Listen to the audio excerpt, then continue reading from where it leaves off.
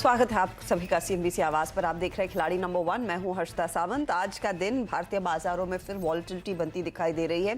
Expiry से ठीक एक दिन पहले, जहां पर आज निफ्टी फाइनेंशियल सर्विसेज की एक्सपायरी होती हुई दिखाई देगी और निफ्टी आपके सामने 16,934 के आसपास इस समय ट्रेड देखने को मिल रहा है। क्लियरली प्रेशर है, 17,000 के ऊपर हम निकले थे लेकिन ज्यादा कुछ हुआ नहीं है। उसके बाद वो ओपनिंग टिक्स में ही मामला वहीं से फिसलता हुआ साफ देखने को मिल रहा है। तो प्रेशर एक बार फिर कायम है, लेकिन आज मिड कैप्स में भी दबाव बढ़ता हुआ 200 पॉइंट नीचे मिड कैप इंडेक्स। तो ब्रॉडर मार्केट जो है वो अंडर परफॉर्म कर रहा है।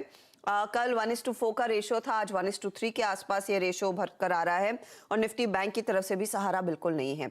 39,350 के आसपास इस समय इंडेक्स कर रहा है ट्रेड। तो कुल मिलाकर आप कह सकते हैं बिकवाली का दबाव कायम। और आज हम देख रहे हैं ऑटो कंपनियों में प्रेशर है, चुनिंदा ऑयल कंपनियों में दबाव देखने को मिल रहा है। इसके अलावा टेक्नोलॉजी स्टॉक्स में टेक महिंद्रा जैसे ट्रेड्स है जहां पर प्रेशर बनता हुआ। ऐसे में हमारे जानकारों की क्या रणनीति रहेगी, आज इस मार्केट को कैसे अप्रोच करेंगे, ओवरऑल रिटर्न्स की स्थिति अब तक कैसी है, स्पेशली कल जब हमने देखा कि सबने ली तेजी की पोजीशन बारिंग एक मंदी का कॉल और मार्केट ऊपरी लेवल से फिसल गया। तो ये है आपके लिए ताज़ा तस्वीर, सबके हल्के हल्के नेगेटिव रिटर्न्स। अब यहाँ से आगे की अप्रोच, क्या शॉर्ट साइड के सौदों का ज़्यादा भरोसा रहेगा, ये समझते हैं। अमोल, मॉर्निंग बताइए आपकी अप्रोच क्या रहेगी, क्योंकि कल और आज में हमने देखा है पेन जो है वो थोड़ा सा और इंटेंसिफाई हो गया और रेंज और नैरो हो गई है। आशा जी नमस्ते। आई थिंक जैसे कि आपने कहा रेंज नैरो हो गई है और रेंज बाउंड फॉर्मेशन है, बट स्लोली अगर हम देखेंगे तो निगेटिव बायस जो है निफ्टी में वो बढ़ता जा रहा है। तो मुझे लगता है कि अभी जो 17,100 था जो रेजिस्टेंस मार्क, वो अभी 17,000 के आसपास रेजिस्टेंस आ गया है ट्रेडिंग बेसिस पे। मुझे लगता है जब तक 17,000 एक साइकोलॉजिकल सपोर्ट लेवल भी है, उसके नीचे जब तक रहता है मार्केट, तब तक आई थिंक सेलिंग प्रेशर बढ़ेगा और नीचे में आई थिंक 16,880 और 16,850 तक ये करेक्शन चल सकता है। ओके, तो कुछ और करेक्शन जारी रह सकता है और 16,800 तक हम फिसल सकते हैं। ऐसे में फिर ब्रिजेश, क्या शॉर्ट के सौदों पर focus? Good morning Ashish ji. नहीं, शॉर्ट नहीं करते हैं यहाँ पे, क्योंकि मार्केट यहाँ से मुझे नहीं लगता यहाँ से वन वे करेक्शन होगा, क्योंकि करेक्ट अभी जो भी हम जो लास्ट हफ्ते 10 दिन से देख रहे हैं वो साइडवेज में टाइम वाइज करेक्शन हो रहा है। मुझे नहीं लग रहा है यहाँ से प्राइस वाइज करेक्शन देखने को मिल सकता है। 16,900 के आसपास फिर से मुझे लगता है कि मार्केट आज एक बार सपोर्ट लेता हुआ शायद दिखाई देगा। तो मैं नहीं सोच रहा हूँ कि यहाँ पे शॉर्ट जाना चाहिए। सेकेंड हाफ में एक रिकवरी की उम्मीद है, क्योंकि जिस हिसाब से इन्होंने अभी कल के लो की तरफ ये अप्रोच करा 16,900 के आसपास, मुझे लग रहा है कहीं ना कहीं थोड़े से भले बाइंग नहीं आए, बट देन यहाँ पे शायद एक बार सपोर्ट लेने की चांसेस है मार्केट। ये डे स्पेसिफिक व्यू है, तो आज के दिन के लिए अगर आप पूछोगे तो मुझे लग रहा है 16,900 के आसपास एक बार सपोर्ट लेना चाहिए मार्केट को। ओके, तो थोड़ा सा देखते हैं सपोर्ट लेता है या नहीं। मंदी के सौदों के पक्ष में फिलहाल इस समय ब्रिजेश तो नहीं है। पवन, आपकी क्या रणनीति रहेगी? जी गुड मॉर्निंग। मार्केट में ऑब्वियसली प्रेशर देखने को तो मिल रहा है। जो 100 वीक मूविंग एवरेज है तकरीबन 17,100 के आसपास में प्लेस्ड है। वो मार्केट देखिए तो कल भी उसको टच करके नीचे आ गया और ऑलमोस्ट आज भी देखा जाए तो वहीं से ही नीचे फिसला है। तो मार्केट में प्रेशर तो है ही। तो बट जैसे मैंने कल भी बताया था, हम तो सिर्फ बाय ओनली स्ट्रेटेजी फॉलो करते हैं, तो मैं तो बाई के साथ ही जाऊंगा आज भी। और मार्केट में थोड़ी वॉलेटिलिटी है। वॉलेटिलिटी अगर टैकल कर सकता है तो कोई ऑब्वियसली मार्केट ग्रेजुअली इंप्रूव होगा, ऐसा नहीं है। टाइम बिंग है, ये भी पास हो जाएगा। Okay, let's hope this storm tides through और कुछ डिफेंसिव स्टॉक्स की तरफ फिर रुझान बढ़ता हुआ दिखाई देगा। आप लोगों ने जो ट्रेड्स दिए थे उसकी अब बात करते हैं। अब उसमें से क्या रखना है, क्या बदलेंगे, ये समझेंगे हम। ब्रिजेश का पोर्टफोलियो पहले स्क्रीन पर आ जाएगा। अपोलो हॉस्पिटल्स पर बाय कॉल था लेकिन स्टॉप लॉस ट्रिगर हुआ आज। टाटा मोटर्स पर सेल कॉल था, आज आपने 410 पर ये प्रॉफिट बांध लिया है। और जेके सीमेंट का ट्रेड आप अभी भी होल्ड कर रहे हैं। तो ब्रिजेश, नया ट्रेड क्या रहेगा? मैडम, मैं स्टॉक स्पेसिफिक व्यू ले रहा हूँ। मैं यहाँ पे इंडसइंड बैंक पे मुझे लग रहा है कि कहीं ना कहीं स्टॉक बेस बना रहा है, बेस फॉर्मेशन हो रहा है इंडसइंड बैंक में। तो इंडसइंड बैंक में करंट प्राइस पे बाय करना चाहिए। 1,000 का स्टॉप लॉस रहेगा। और ये ट्रेडिंग बॉल देख रहा हूँ मैं 1070 1075। अब 70 का बॉल ले लीजिए 1070। ये मुझे लग रहा है कि अगला 2-3 दिन में जैसे मार्केट भी थोड़ा सेटल होता हुआ दिखाई दे रहा है यहाँ पे, तो शायद इंडसइंड बैंक आउट परफॉर्म करेगा। इंडसइंड बैंक में कुछ उम्मीद है कि ये परफॉर्म करे, 1% ऊपर है तो 1070 का टारगेट लगाकर चलें, 1000 के आसपास स्टॉप लॉस रहेगा। ये है आपके लिए पहला ट्रेड। अब चलिए अगले पोर्टफोलियो पर नजर डाल लेते हैं और ये है अमोल का। अमोल के ट्रेड में देखिए डीवीज लैब इन्होंने एग्जिट किया है आज सुबह में 2819 का टारगेट के लेवल्स पर। जेएसडब्ल्यू स्टील का सेल कॉल बुक किया 658.20 पर। इंडिया मार्ट कल एग्जिट किया और बीपीसीएल में भी आज आपने एग्जिट कर लिया है 342.50 के आसपास। तो अमोल नया ट्रेड आपका क्या रहेगा? एनटीपीसी अच्छा लग रहा है। मैं ब्लू चिप या सेफ स्टॉक्स पे ज्यादा फोकस कर रहा हूँ क्योंकि मार्केट में एक तो एडवांस डिक्लाइन रेशियो खराब है इसके कारण, और मिड कैप में अच्छे खासे करेक्शंस आ रहे हैं। तो एक एनटीपीसी अच्छे सपोर्ट्स लेवल पे अवेलेबल है 170-150 के करंट मार्केट प्राइस है। 175 तक पोजिशनल पॉइंट ऑफ व्यू से लग रहा है और 169 का मुझे उसमें एक स्टॉप लॉस दिख के आ रहा है। तो एक एनटीपीसी स्ट्रांग लग रहा है with the price target of 175। NTPC 175 के टारगेट के लिए मौका आप तेजी का पकड़ रहे हैं। कल हमने देखा था पावर कंपनी में थोड़ा सा ऊपरी लेवल्स पर दबाव बन रहा था, लेकिन आज एनटीपीसी कुछ पॉजिटिव टेरिटरी में है। तो फिलहाल उसी ट्रेंड को फॉलो करते हुए 175 का आपका टारगेट रहेगा और स्टॉप लॉस 169 रहेगा। पवन के पोर्टफोलियो पर अगर आप आए तो पवन ने आज सुबह में फिनिक्स मिल्स में एग्जिट किया 1303 के लेवल्स पर।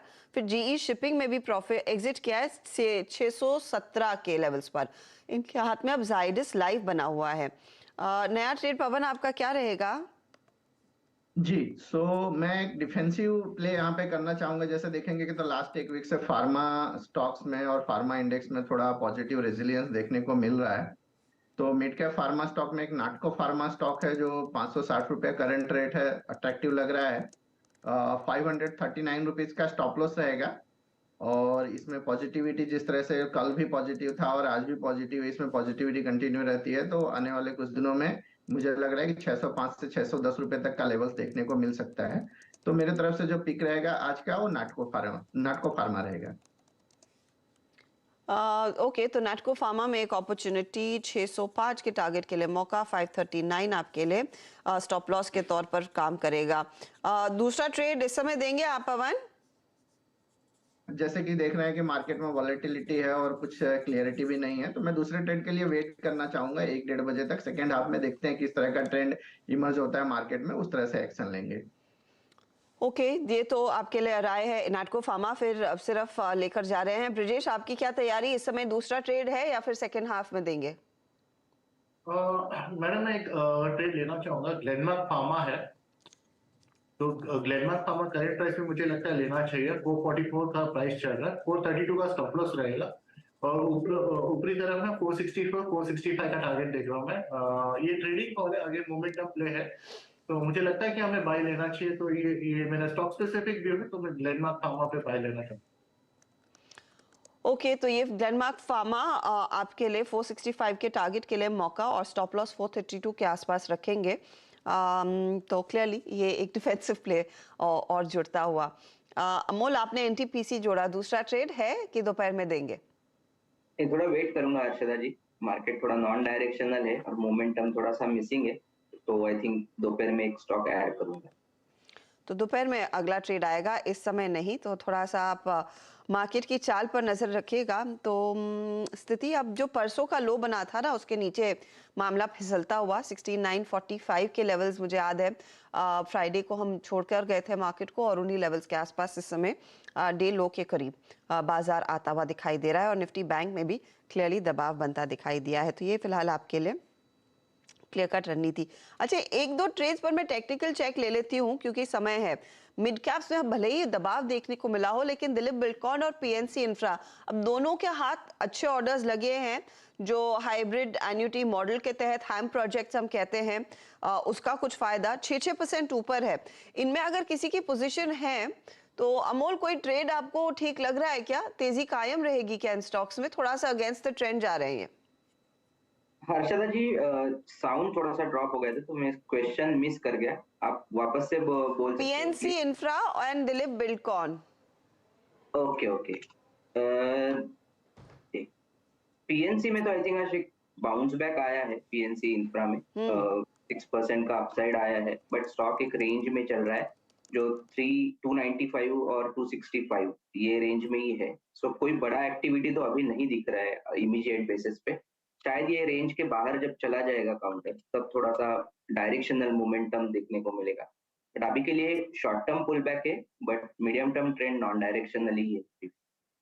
ओके, तो ये फिलहाल आपके लिए पीएनसी और दिलीप बिल्डकॉन पर इस समय ट्रेड बनता हुआ दिखाई दे रहा है। चलिए, मार्केट में हमने देखा ऊपरी लेवल से अच्छी खासी गिरावट और दबाव कायम है, और इस गिरते बाजार में देखिए कई ऐसे मिड कैप और दिग्गज स्टॉक्स हैं जहां पर प्रेशर डेफिनेटली देखने को मिला है, लेकिन इस प्रेशर का फायदा एक ग्रुप है जो उठा रहा है, वो है प्रोमोटर्स इन कंपनियों के।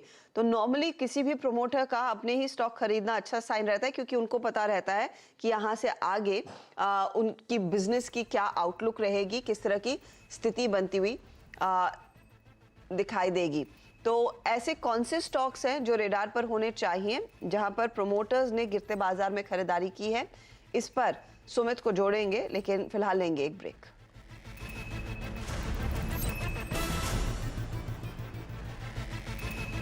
आप देख रहे हैं खिलाड़ी नंबर 1, और जैसे हमने आपको वादा किया था, गिरते बाजार में कुछ ऐसे स्टॉक्स हैं जहां पर प्रोमोटर्स ने अच्छी खासी खरीदारी की है। स्पेशली ये कुछ मिड कैप काउंटर्स हैं, कुछ इसमें दिग्गज काउंटर्स भी हैं, लेकिन कौन से वो स्टॉक्स हैं जिसमें ये एक्शन होता हुआ दिखाई दे रहा है? सुमित हमारे साथ है। सुमित, बताइए।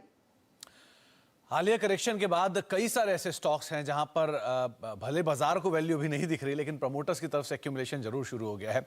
और अगर आप इनमें कुछ आंकड़ों पर नजर डालेंगे तो महीने में, यानी कि इस मार्च के महीने के दौरान ही जहां पर ज्यादातर फंड्स की तरफ से सेलिंग आ रही है, लेकिन प्रमोटर्स एक्टिवली वहां पर पार्टिसिपेट करते हुए दिखाई पड़ रहे हैं। तो अलग अलग स्टॉक्स आपकी स्क्रीन पर आएंगे जहां पर प्रमोटर एक्टिविटी मार्च के दौरान ही काफी ज्यादा होते हुए दिखाई पड़ी है। शुरुआत करता हूं मारुति के साथ। करीब 15% शेयर हाई से टूट चुका है, लेकिन प्रमोटर्स यानी कि सुजुकी मोटर्स ने एक बड़े अंतराल के बाद करीब 14 तिमाही या 12 तिमाही बाद यहां पर स्टेक खरीदा है।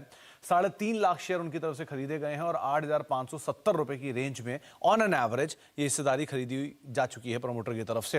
ये मार्च का ही आंकड़ा आपकी स्क्रीन पर रखा गया है। इसी तरह के कुछ और नंबर्स की अगर बात की जाए जहां पर प्रमोटर्स काफी एक्टिवली पार्टिसिपेट कर रहे हैं, तो उसमें एक नाम आता है यूपीएल का। रफली 16% शेयर हायर लेवल से टूटा है। हालांकि प्रमोटर ने जो स्टेक है वो कहीं ज्यादा लिया है, लेकिन मार्च महीने के दौरान ही 23 लाख शेयर प्रमोटर की तरफ से लिए गए हैं और ये जीडीआर कन्वर्जन के थ्रू यहां पर शेयर प्रमोटर्स जो है वो लेते हुए दिखाई पड़ रहे हैं। इसके अलावा कुछ और शेयर्स की बात की जाए जहां पर प्रमोटर्स काफी एक्टिवली पार्टिसिपेट कर रहे हैं, तो उसमें आईटी मेजर एचसीएल टेक करीब 12% शेयर हाई से टूट चुका है और यहां पर भी मार्च महीने के दौरान ही प्रमोटर ने 97,000 शेयर यानी करीब 1 लाख शेयर खरीदे हैं और 1,080 के एवरेज दाम पर प्रमोटर यहां पर पार्टिसिपेट करते हुए दिखाई पड़ रहे हैं। तो आप इस लिहाज से अगर आईटी में कुछ देखना तो ये एक स्टॉक है जहां पे प्रमोटर काफी एक्टिवली पार्टिसिपेट कर रहे हैं। शोभा लिमिटेड, ये शेयर हायर लेवल से बहुत टूटा, रियल एस्टेट इनफैक्ट 43% के आसपास ये शेयर टूट चुका है अपने हाई से, और प्रमोटर यहां पे लगातार पोजीशन एक्यूमुलेट कर रहे हैं। हायर लेवल से लोअर लेवल तक भी जाके प्रमोटर की तरफ से पोजीशंस ऐड होते हुए दिखाई पड़ रही हैं। 50,000 शेयर खरीदे गए हैं करीब ऑन एन एवरेज 550 रुपए के दाम पे, जिसमें ऊपर के लेवल पे भी खरीदारी हुई है और नीचे के लेवल पे भी प्रमोटर एक्टिविटी पार्टिसिपेट कर रहे हैं। ये मार्च महीने के दौरान 550 रुपए के एवरेज दाम पर खरीदारी होते हुए। ग्रीव्स कॉटन एक और ऐसा नाम जहां पे प्रमोटर लगातार पार्टिसिपेट कर रहे हैं। 40% ये शेयर टूट चुका है अपने हाई से। 3.25 लाख शेयर प्रमोटर ने खरीदे हैं मार्च महीने के दौरान और ऑन एन एवरेज 125 रुपए के दाम पर यहाँ पे प्रमोटर एक्टिवली इस कंपनी के अंदर पोजीशंस को एक्यूमुलेट करते हुए दिखाई पड़ रहे हैं। तो ग्रीव्स कॉटन को भी आप इस लिहाज से नजर पर रख सकते हैं। यहाँ पर भी कुछ हद तक प्रमोटर की तरफ से एक्यूमुलेशन होता हुआ दिखाई पड़ रहा है। इसी श्रृंखला में बजाज होल्डिंग, हालांकि पोजीशन बहुत बड़ी नहीं है, लेकिन 48,000 शेयर प्रमोटर की तरफ से आए हैं। 18% शेयर टूटा है ऊपर से और 6,020 के एवरेज दाम पर प्रमोटर्स ने मार्च महीने के दौरान ही अपनी पोजीशंस को ऐड किया है। ये सब वो इंफॉर्मेशन है जो कि डिस्क्लोजर्स पे प्रमोटर्स ने मेंशन की है एक्सचेंजेस पे। तो 48,000 शेयर 6,020 रुपए के एवरेज दाम पर मार्च महीने के दौरान प्रमोटर्स एक्टिवली लेते हुए दिखाई पड़े हैं। इसके अलावा जाइडस वेलनेस, ये एक और नाम जो कि बहुत हेवीली प्रमोटर्स एक्टिवली एक्यूमुलेट कर रहे हैं। 17% ऊपर से टूटा है। 6.5-7 लाख शेयर प्रमोटर ने लिए हैं। 1,480 रुपए के एवरेज दाम पर यह हिस्सेदारी खरीदी जा रही है और मार्च महीने के दौरान प्रमोटर्स ने यहां पर भी एक्टिवली पार्टिसिपेट किया और एक बड़ी क्वांटिटी में लगातार खरीदारी हो ही रही है। और लास्टली एनआरबी बियरिंग, करीब 31% शेयर शेयर ऊपर से टूटा और करीब 1.25 लाख शेयर प्रमोटर यहां पर भी ले चुके हैं। 133 रुपए के एवरेज दाम पर प्रमोटर की तरफ से हिस्सेदारी यहां पर खरीदते हुए दिखाई पड़ रही है और ये भी मार्च महीने के दौरान ही हिस्सेदारी खरीदी है। और सबसे आखिरी में महाराष्ट्र सीमलेस, जहां पर प्रमोटर ये शेयर करीब 23% ऊपर से टूट चुका। उसके बावजूद 2.25 लाख शेयर प्रमोटर्स ने यहां पर ऐड किए हैं और 350 रुपए के एवरेज दाम पर प्रमोटर इस पोजीशंस को ऐड करते हुए दिखाई पड़ रहे हैं। तो ये कुछ पोजीशंस जो कि प्रमोटर्स ने एक्टिवली पार्टिसिपेट करके इस बाजार के फॉल में ली हैं मार्च महीने के दौरान, और ऑन एन एवरेज अभी भी कुछ पोजीशंस में एक्यूमुलेशन जारी है। काफी इंटरेस्टिंग है वो कि देखिए गिरते बाजार में लॉन्ग टर्म निवेशकों को कहा जाता है अच्छा पोर्टफोलियो बिल्ड कीजिए, और प्रोमोटर्स यहाँ पर अच्छी खासी खरीदारी कर रहे हैं उन स्टॉक्स में। अब आप इन स्टॉक्स को टटोल सकते हैं, देख सकते हैं फंडामेंटली क्या अच्छा है और चाहे तो उस पर नजरें बनाएं। शुक्रिया सुमित इस अपडेट के लिए। तो भाव गिरे हैं लेकिन प्रोमोटर्स का तो भरोसा बिल्कुल नहीं गिरा। चलिए अब रिकैप कर लेते हैं हमारे जानकारों ने जो ट्रेड्स आपके लिए शॉर्टलिस्ट किए हैं। ब्रिजेश का पोर्टफोलियो पूरा है लेकिन एक जगह खाली रखी है अमोल और पवन ने अपने पोर्टफोलियो में। तो ब्रिजेश के पोर्टफोलियो में आप देखिए जेके सीमेंट इन्होंने कैरी किया, 3030 का टारगेट था, 2790 का स्टॉप लॉस। इंडसइंड बैंक नया जोड़ा है 1070 के लिए, 1000 स्टॉप लॉस। ग्लेनमार्क फार्मा में भी एक बाय कॉल ही दिया है, 465 का टारगेट दे रहे हैं, 432 आपके लिए स्टॉप लॉस का काम करेगा। जेके सीमेंट फ्लैट है, ग्लेनमार्क 0.40% का योगदान देता हुआ, लेकिन इंडसइंड बैंक फिलहाल तो पॉजिटिव में कंट्रीब्यूट नहीं कर रहा है। अमोल ने एनटीपीसी पर एक व्यू दिया, 175 का टारगेट, 169 स्टॉप लॉस, एक जगह खाली रखी है, दोपहर में ट्रेड आएगा। 0.12% का रिटर्न एनटीपीसी में बन रहा है। पवन का पोर्टफोलियो देखेंगे तो जाइडस लाइफ इन्होंने कैरी किया, 515 का टारगेट, 468 स्टॉप लॉस। नाटको फार्मा भी इन्होंने चुना है 605 के टारगेट के लिए, 539 स्टॉप लॉस रहेगा। और जाइडस आज फ्लैट है, नाटको फार्मा भी इनको ज्यादा कुछ कंट्रीब्यूट नहीं कर रहा है तेजी की तरफ। ये है फिलहाल आपके लिए ताजा तस्वीर। रिटर्न्स पॉजिटिव में तो नहीं आ रहे हैं। ब्रिजेश हैं जो अपने -0.59% के रिटर्न्स पर हैं, -1.22% के रिटर्न्स अमोल के, पवन के -4.33% के रिटर्न्स है। ये है आपके लिए ताज़ा तस्वीर। चलिए लेंगे एक ब्रेक के बाद ऑफ कोर्स अपडेट लेकर आएंगे यहाँ पर कमोडिटी मार्केट के एक्शन का, क्योंकि कच्चे तेल में हमने अच्छी खासी बढ़त देखी है ओवरनाइट। तो आज का ट्रेड क्या बन रहा है और कॉमेक्स को कैसे ट्रेड किया जाए, सोने से क्या फिलहाल इंडिकेशंस मिल रहे हैं, उस सब पर बात होगी आगे।